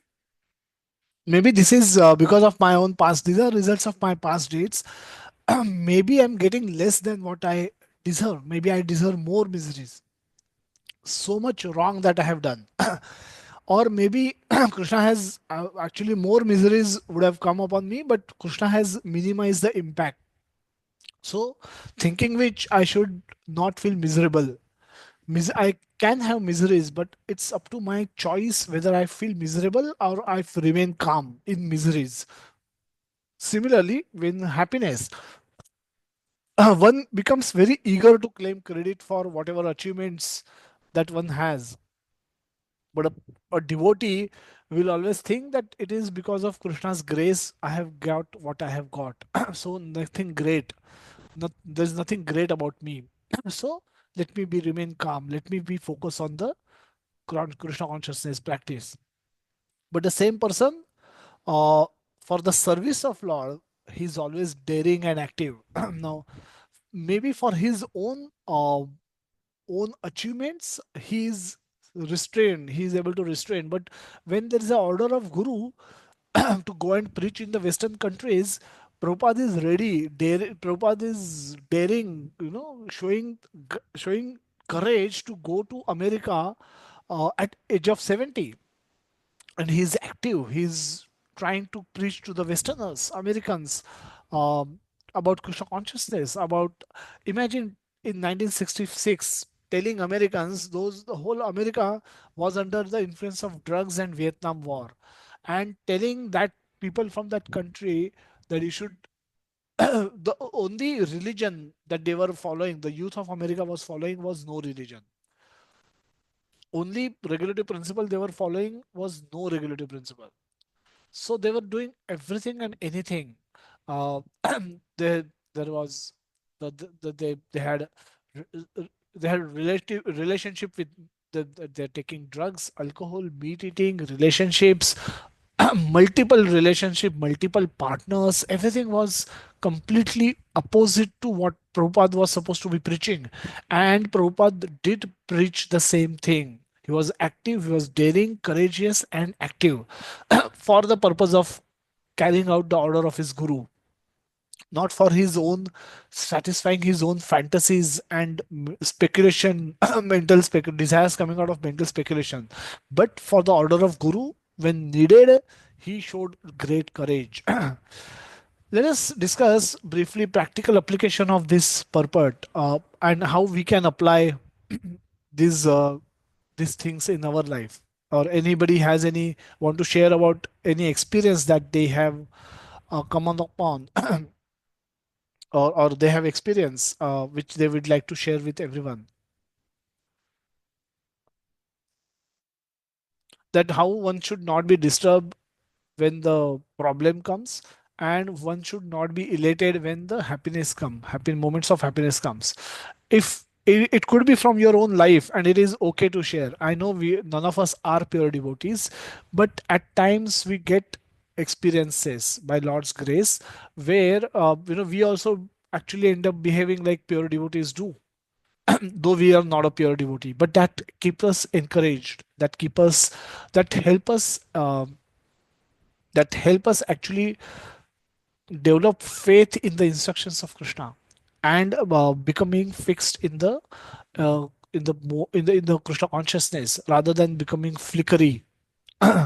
So by Krishna's mercy, we also must have had experiences like this, and I want to hear from all of you if you would like to share any of your experiences when you, uh, despite of a miserable condition, you were able to retain your calm, and did do what needed to be done. And even when you're not overly elated, even in the situation where there was some great achievement that you did, and people pointed out to you that and in both scenarios, people would have pointed it out to you that what's wrong with you, why you're not happy, why you're not sad. Either way, feel free to share. It's okay to share. It's no we know I know we are not pure devotees, but we may by Krishna's grace get some experience of pure devotees.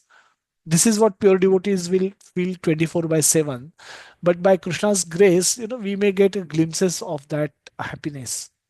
So feel free to share. Anybody would like to share, we'd like to hear.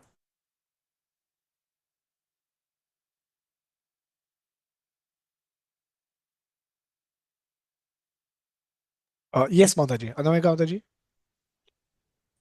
Hare Krishna Prabhuji.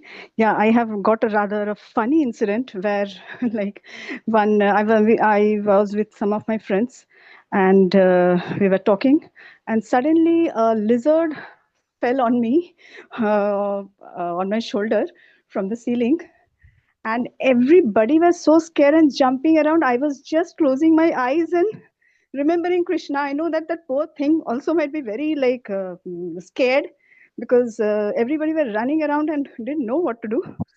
And I was like very calm, and I was had just sitting calmly and closed my eyes. I didn't know at that moment, like, no, what happened, because now if I think, I feel a little scared. What, like, how could I do that? So this is one incident, where everybody said that you are strange. Like, this is the way they commented, like, how come you stayed so calm? And this is the first time it happened. Normally, I get very scared with the insects and all, cockroaches, lizards and all, but this is the time I didn't know what happened. I just remembered that you will help me, and I felt pity for the lizard also.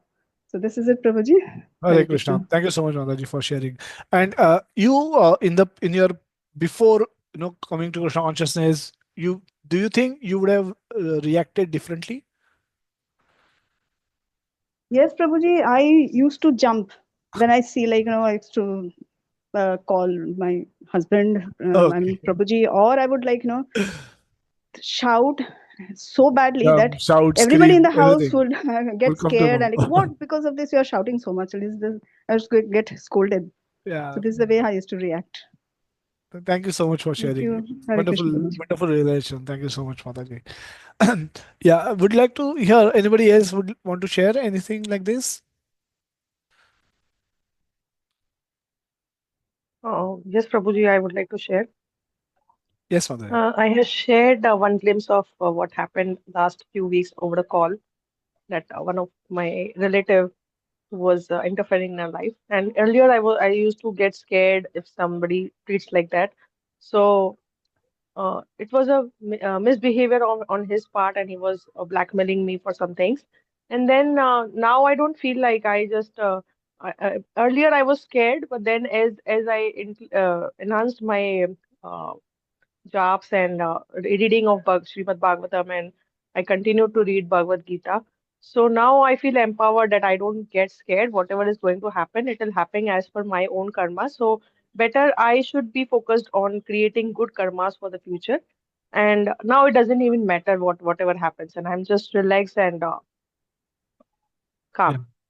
yeah. Thank you for sharing. So this is we may not be a pure devotee yet. Let's be very clear, but Krishna will give us glimpses of what that state can be. And so this is for our own encouragement, actually, that that if you become a pure devotee, so this by this what we learn, what we know, these two incidences are very significant, and you would have probably many are not sharing, but a lot of I know some of the you have gone through some of the difficult situations in home, could be with the spouses, could be with your with somebody else passing away. Your mother passing away. It's such a disturbing moment. And I know many devotees were actually very, very Krishna conscious in those touchy moments also.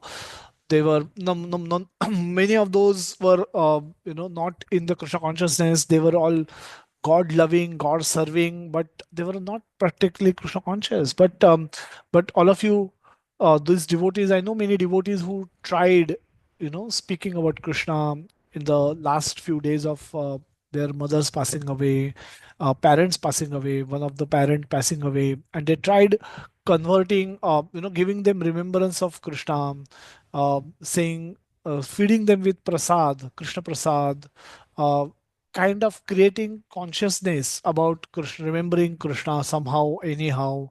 So those are touchy moments, but those because those devotees were associated with other devotees, they heard this is how we should handle the moment of death, even if it is death of passing away of our own loved ones, who have had such a huge influence on our life. But we should. This is how I will do good to them.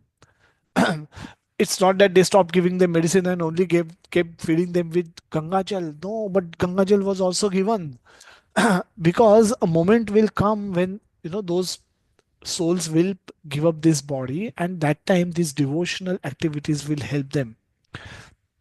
So bravely they dealt with such these situations, even if even during those extremely difficult times, they were remembering Krishna, they were remembering Krishna consciousness, they were remembering the instructions of Krishna consciousness, that that antakale cha mam evam smaran muktva kalevaram yat prayati samadbhava yanti nastyatra संशयः tasmat sarveshu kaleshu mam anusmara yudhya cha. That I have to do, I have to remember Krishna all the time, every time. So and then they took those instructions in such a wonderful way, and they tried helping uh, the departing souls in such a wonderful way that eventually they will get association of devotees in their upcoming births, and eventually they can also become pure devotees and go back to Krishna. Such this no There is no better service than this that one can think of doing to anybody, any other soul. Yes, feeding is important, definitely. Education is important, certainly. Giving clothes, donating clothes to poor is very critical. But connecting a soul to a Krishna, there is no better charity than this. And if you have done this, if one who is convinced about it will want to do it to each and every soul who is around us. This is learn it and teach it to others. Prabhupada. That is, So that's how it is done. Prabhupada writes in the purport subsequently that about the attachment. Attachment means accepting things for one's own sense gratification, and detachment is the absence of such sensual attachment. But one fixed in Krishna consciousness has neither attachment nor detachment, because his life is dedicated to the service of Krishna. Consequently, he is not at all angry even when his attempts are unsuccessful. Success or no success, a Krishna conscious person is always steady in his determination. We see this from the life of Srila Prabhupada, that even though if he was not successful till the age of 70, he didn't even had one disciple till the age of 70 when he left for India, when he left for America. Will he not be considered as a failure in preaching? Can he not consider it as I tried? He tried from the age of 50 till 70, 20 years he was trying to preach Krishna, same Krishna consciousness to Indians. But Indians were busy in improving the quality and quantity of their enjoyments, their sense gratification. So they didn't consider this to be very important. वो ठीक है, Janmashtami to Janmashtami आएंगे, but बाकी 364 days, let us try to improve our quality and quantity of sense gratification. So Prabhupada was practically a failure till the age of 70 when he went to America. So he went to America with a background of having failed to preach Krishna consciousness in India. Such a disturbing fact, isn't it? But Prabhupada was not at all bothered. See, he said, now I've failed in India, let me try and fail in Western world, because that is what the order of my guru was. So let me go there and try to preach them. So if you are successful in India, you would have had some confidence going into America saying that I have done it in past, I will do it here again. But Prabhupada couldn't do it in India, and but he was extremely confident when he went to America. So in that, maybe Krishna want, I will do it here. So he's neither bothered about the success or no success. He wants to do what he's been told to do.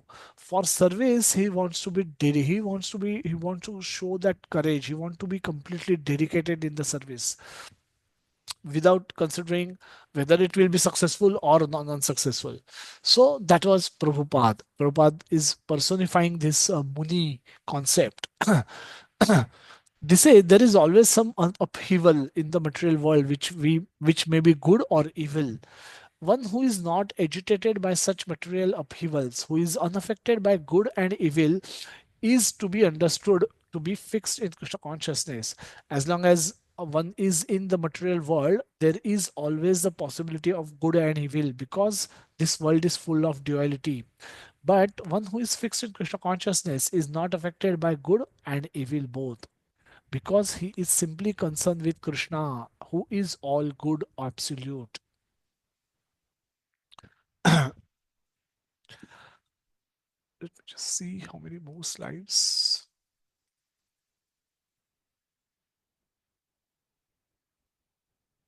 Yeah.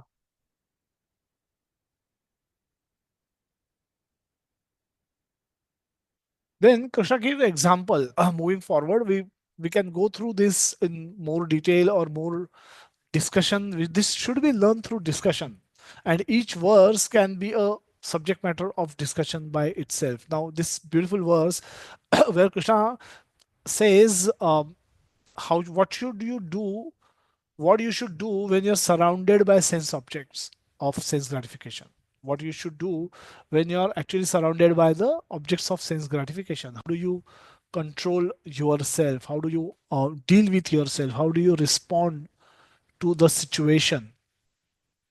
And so Krishna is going to speak about that.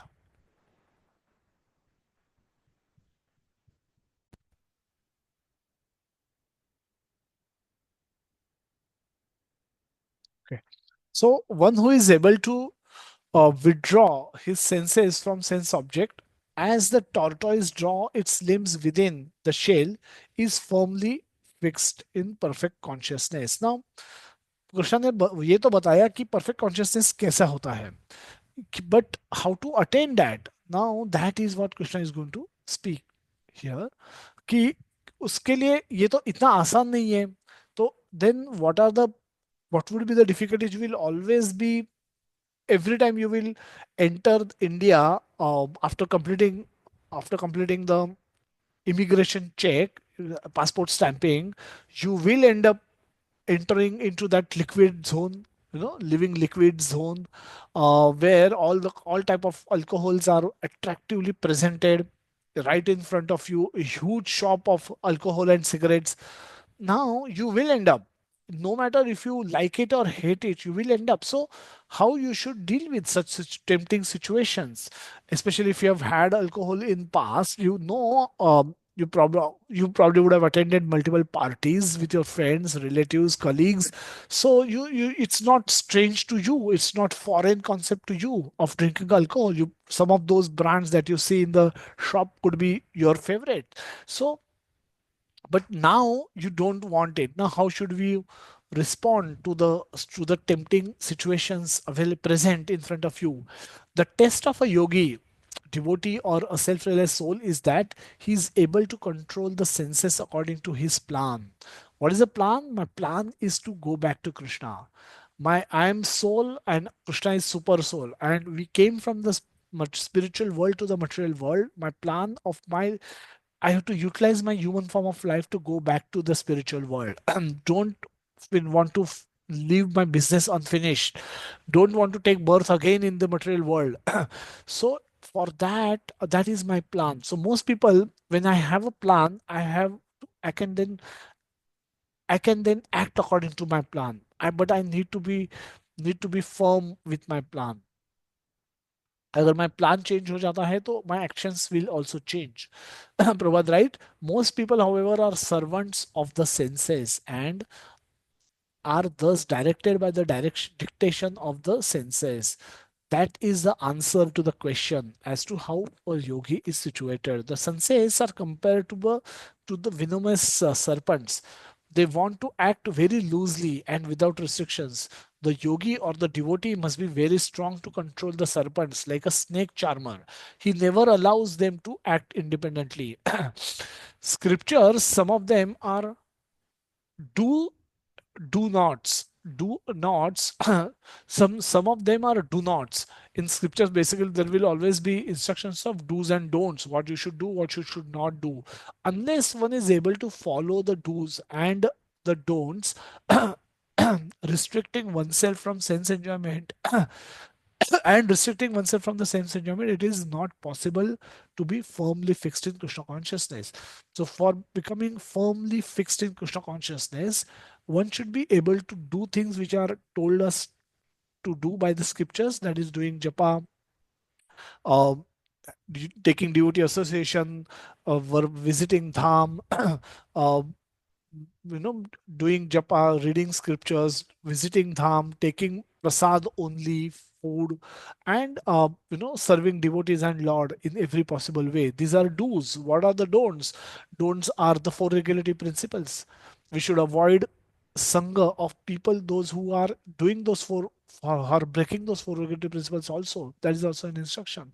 So this is the one who follow the do's and don'ts. Only that person can remain fixed in Krishna consciousness. And those who find this to be too much overwhelming to do, they will probably remain outside the domain of Krishna consciousness. It's like licking the honey bottle from the outside. They may know that this contains honey, but they are too lazy to enter the bottle and taste the honey, or open the lid of the bottle and taste the honey from the outside also. So that's why they are not getting any taste of honey, even though it is there. The best example set herein is the tortoise. The tortoise can at any moment wind up its senses and exhibit them again at any time for a particular purpose. Similarly, the senses of Krishna conscious person are used only for some particular purpose in the service of the Lord and are withdrawn otherwise. Arjuna is being taught here to use his senses for the service of Lord instead of for his own satisfaction. Keeping the senses always in the service of the Lord is the example set by the analogy of the tortoise who keeps senses within. So what we'll do is we'll pause here. Uh, there are other verses which we wanted to discuss and take this topic to the logical conclusion, which we'll do in the session next Sunday.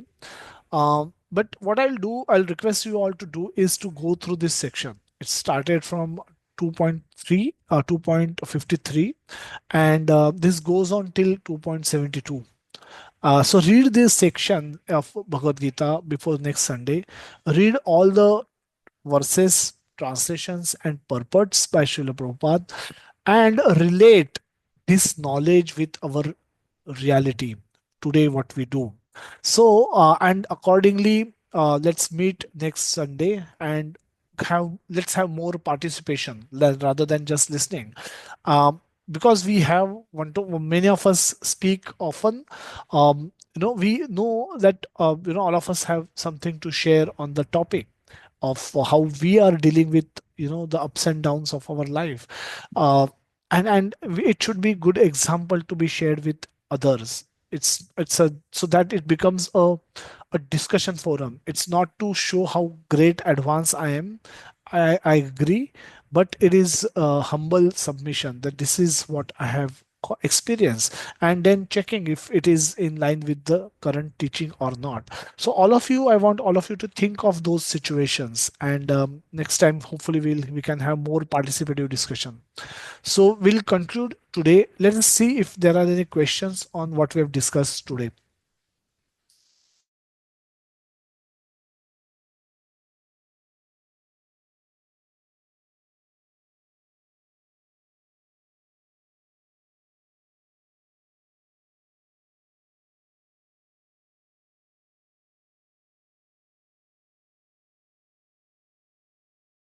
I'll go to the chat box. Let's see. Sorry, Ashwini Mataji, you have a question? Hare Krishna Prabhuji, Dandavat Pranam. Yes, Mataji. Prabhuji, as we discussed, being Sthita Prajna is very difficult. You must, in my case, it is not consistent to be Sthita Prajna. Means if sometimes things happens against our minds, so we will be emotional. Being a female, I become emotional sometimes. Though I think, means though मैं सोचती हूँ कि नहीं react नहीं करना है, दुखी नहीं होना है, कोई कुछ बोले, लेकिन फिर भी वो हो जाता है, बहुत डिफिकल्ट होता है स्थिति प्रज्ञा. वो कैसे प्रैक्टिस करे प्रभु जी? So thank you so much for a wonderful question, Mataji. And so I forgot to mention this point, important point, कि क्या ये situation is it like white and black? Will it be like white and black कि अभी हम स्थितप्रज्ञ बन गए तो हम यहाँ से ये moment से perpetually we are Sthitaprajna? It doesn't happen that way. What happens typically is there will always be more. So gray जब हम समझते हैं is a mixture of white and black. That is gray. But the gray can be on the darker side, gray can be on a brighter side. So what we have to become is a gray on a brighter side. So it's not a 0-1 position. Ki we say that now we are Sitaprajna and now suddenly we say we are not Sitaprajna. Becoming a devotee will always have this state of mind, and it will always be, it's progression. It's not a attainment. A devotee will never think that now he has attained the perfect stage and he will never be disturbed, because that itself is a wrong statement. It's a journey towards that goal, and as we progress more, there will be situations more often where we will not feel disturbed. Now it's not that um, becoming emotional is not a problem. When person leave their body, who is our loved ones, when they leave their bodies, it's natural to feel emotional, sad. It's natural to, there will be sadness, their association will be missed. All our past interactions with them would have been very, very sweet, and all of those will be missed going forward. We couldn't even sit together and remember those. So the incidences will bring sorrow and joy to us. However, one is not overwhelmed by those. If you are a devotee, you will still, now also you will realize that you don't get overwhelmed by any of those things. Neither you feel carefree about that. कोई जिए या मरे मुझे क्या? That's another extreme. This is not how a devotee thinks. A devotee will care for the soul, every soul. So that is his mood. So it is not that if he feels sorrow for somebody's loss, he is not a devotee or he's become a weak devotee. No, no, devotee is not like a stone hearted character. Is a very, very compassionate person. So therefore, when a soul is leaving his body, a devotee will try to give him remembrance of Krishna, try to give him somehow feed Krishna into his senses, that sense of that person, so that he can remember something about Krishna and get in next birth at least some association of devotees, some bhakti. He can get a chance to perform some bhakti in his next life. So that is, so he's never he's that is the merciful nature of a devotee. So a devotee, and because they are emotional, because they have sentiments, they can feel that they can do something good for the people. If I were not to have sentiments about struggling souls in the material world, I will have no desire to help them. A devotee will always want to help them. So even if a devotee is not overwhelmed by joy or the sorrow, both, he's always he experienced those emotions also, but he is focused on doing what is good for the betterment of the soul. And that is how he shows, and he understands why it's happening, what is happening. A person who doesn't understand is bewildered by what's happening. Devotee knows why it's happening, whatever is happening, why it is happening. Therefore, they are able to respond better in a situation. But a bewildered soul can do nothing. So a devotee is in a much better position to deal with all kind of crisis situations than anybody else. Okay, Mataji. Thank you, Prabhuji. Thank you, Mataji. Yeah, another question. Can this be other way around as well? That one has no interest in speculation, and then he or she finds interest in spirituality or Krishna consciousness or affect, or only after becoming. No, Mataji. So it's a nice question. So can somebody stop doing mental speculation even before becoming devotee? That's a question. It's a very wonderful question. So the modes of material nature exist in all of us. Okay, a person who is in tamoguna and rajoguna, for such a person, this stage is impossible to achieve. But people can also cultivate sattva guna before becoming devotee also. A sattva gun, where a sattva gun person in the chapter 14, if you read the gunas and their description, that this person is self-satisfied.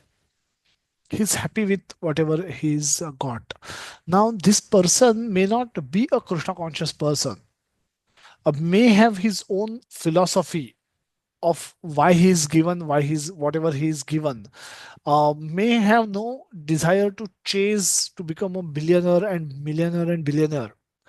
He's happy with whatever he has and he's genuinely happy. Now, such a person, can you become can you attain this stage before becoming a devotee?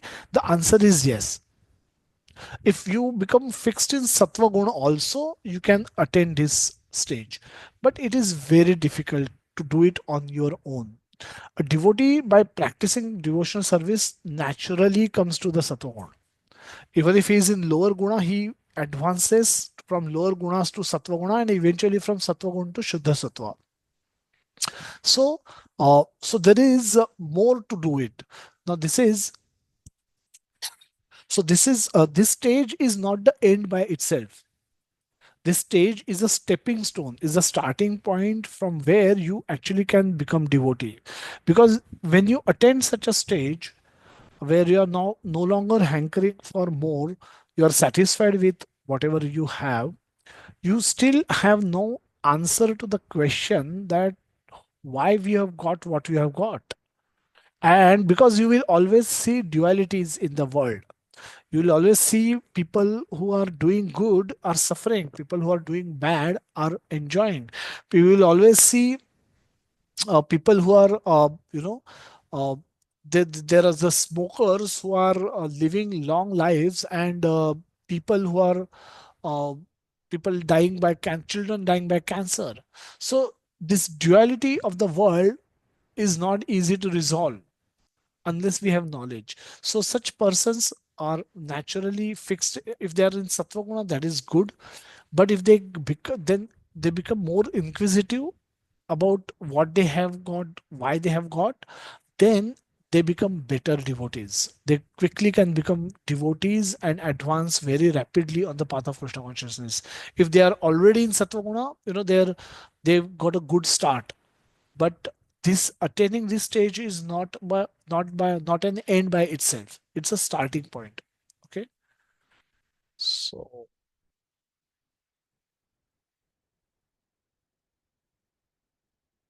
yeah, I hope I have answered that question. So let us conclude today's session. We'll continue with this session next Sunday, and we'll conclude it then. And until then, as I request you all to read through the 2.53 till 2.72 as Kanchan Mataji had posted on the group, and please relate whatever you are reading, relate it with your life and world around you to make more sense out of it. Hopefully next Sunday we can have more participative discussion. Thank you so much for participating.